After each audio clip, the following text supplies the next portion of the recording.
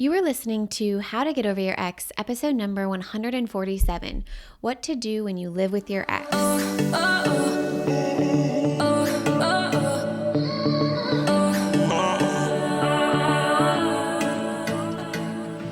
Welcome to How to Get Over Your Ex, a podcast on getting over your ex without it just taking time. I'm your host, breakup coach Dorothy. Let's turn your pain into power and your heartbreak into happy. Hello, my beautiful Bravehearts. How is everyone doing? I am excited to chit-chat today about living with your ex. Now, this is probably going to be one of those tough love episodes, so just letting you know ahead of time. I'm actually very curious about how popular this episode's going to be. It's something that comes up in my Q&As quite frequently on Instagram, and I've helped a lot of people inside of the Get Over Your Ex program who live with their ex. But I'm like, how many of you that are listening are living with your ex right now? Super curious about this. I'm sure it happened a lot during COVID. I watched it with my clients, people who came to me specifically for that reason. They were kind of stuck, locked in, locked down with their ex.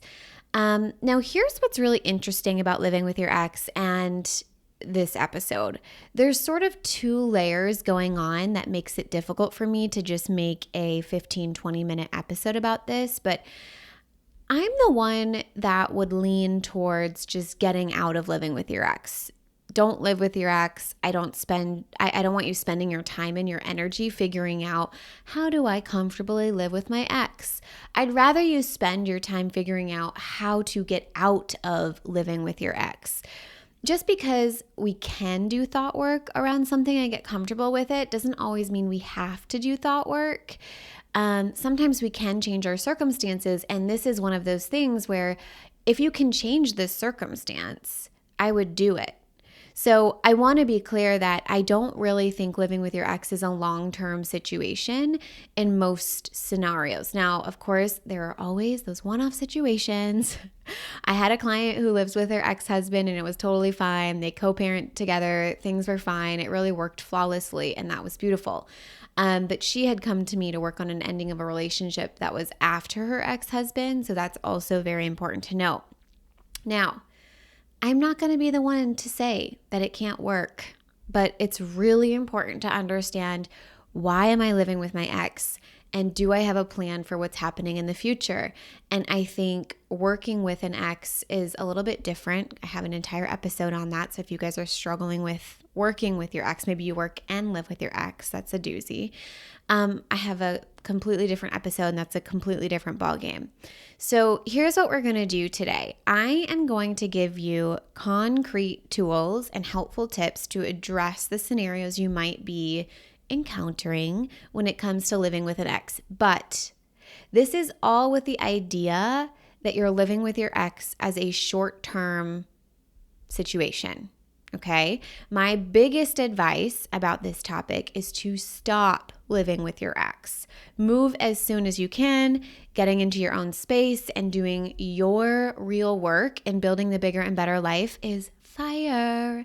And the sooner you can do that, the sooner your life will be bigger and better. It's so hard to be living in the same room / house as your ex and not think about that person. It's hard to be living with your ex and build the life that's bigger and better. It's not impossible, but why would you add that additional barrier to yourself? Now, when my partner left me, I moved into a new apartment with my suitcase. I decided to figure it out. While I was away at that work trip, I literally canceled my flight home, found a new apartment that I loved, which is very important, and I did whatever it took to figure it out. I had my suitcase and an air mattress, and making that kind of decision and figuring it the fuck out was literally the first really big step that showed myself, I can fucking do this. We are fucking doing this, Dorothy. We are figuring it out, period. And me having my own back in that way was like the first kind of monumental thing for my relationship with myself. And that's what I want for you guys. At the time, I didn't have a lot of money. I didn't have a lot of resources. I was working a full-time, 9 to 5 job where you're in the office. Like I had a lot of circumstances to say that going back and living with him until I figured it all out would have been easier. I have all of the evidence to show for that. I just chose not to let any of those circumstances be excuses for my mind to not do what was really being called of me. And I only give you that scenario because anyone can do that. You can do that. I don't care about that, whatever situation or whatever circumstance your mind is saying that is leaving you to this point where I can't. When you really want something, my friends, you make it happen. And it's a really empowering and freeing moment. I just had a Braveheart who's been dying to move to Florida, and she finally did it. And she moved, when she moved, it was just one of those things where she let all of her excuses go, did what she needed to do to figure it out, and made it happen. And you can do that same thing. Okay.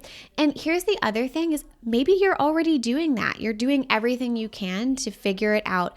And you've just got this tiny gap of, okay, I've figured it all out. And now we're just, in this waiting game of we have the lease newly signed, we've purchased the house, or the house is under contract, and I have this 2-week, 2-month time frame that I have to live with my ex, or I don't have to, but I'm choosing to live with my ex, but I am figuring it out and all of that. And that's awesome. And I'm so proud of you, and you've got this, and I am here to help you. And I'm going to give you guys 5 really concrete steps of things that you can and should be doing during this time while you're living with your ex. Okay.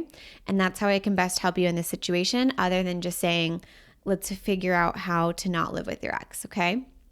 So the first one is spend all of your time focused on you and what you are doing to build a life your ex regrets leaving.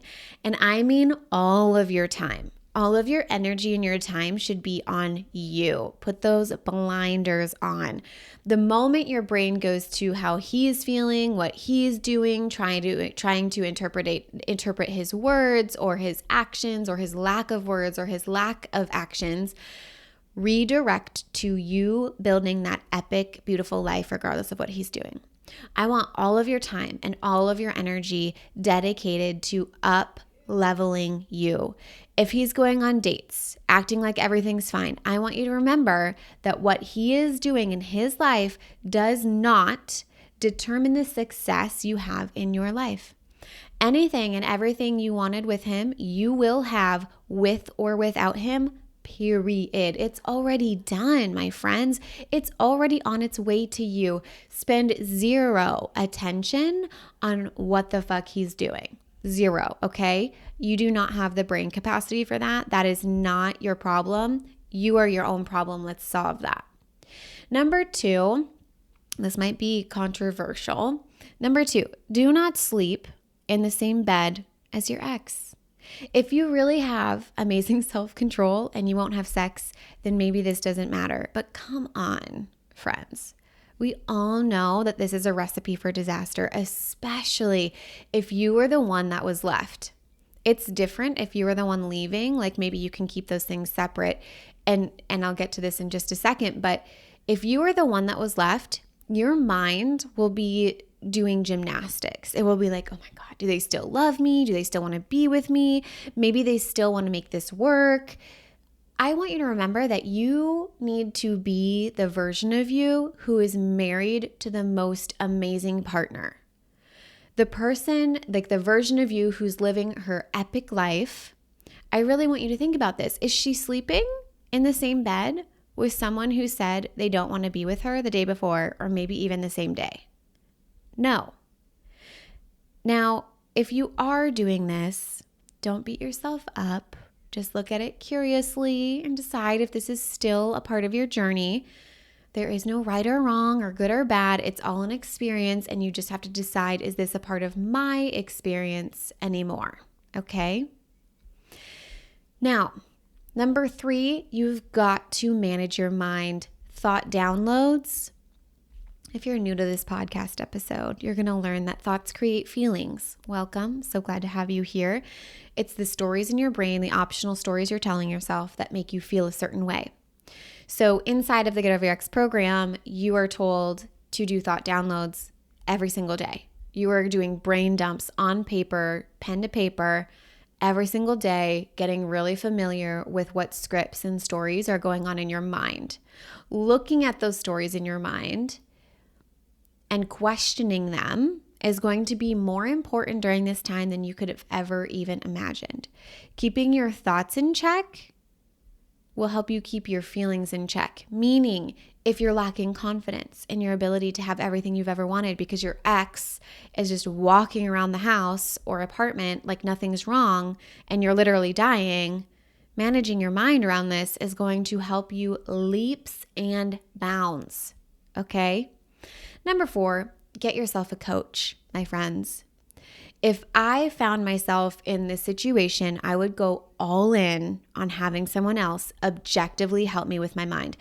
If I'm living and breathing a situation that feels not great to me, there is nothing like having someone come in objectively and untangle everything. Now, whether that's you signing up for the Get Over Your Ex program and having me as your coach or finding a different coach, I don't care. Having someone to untangle the feelings and the thoughts creating those feelings is like having someone guide you step by step to building the desk from IKEA. Instead of trying to do that on your own, building your own desk from IKEA is very interesting. When you have a guide to help you step by step, it'll be so much more fun.